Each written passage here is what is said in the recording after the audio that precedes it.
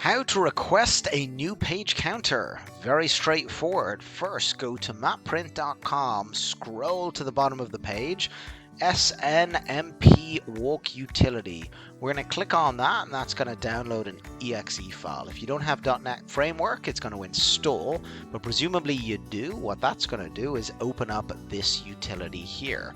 Now what we want to do is we want to type in the IP of the specific printer in question that we want to add our page counter for, and then we're going to scan.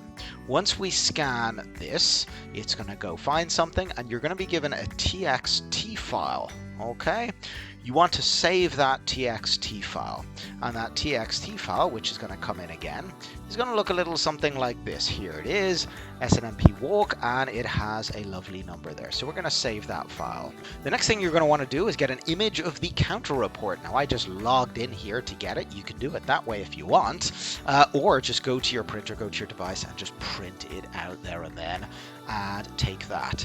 If you send us the TXT file and the copy of your image report, then we will add that to your account, and that is it.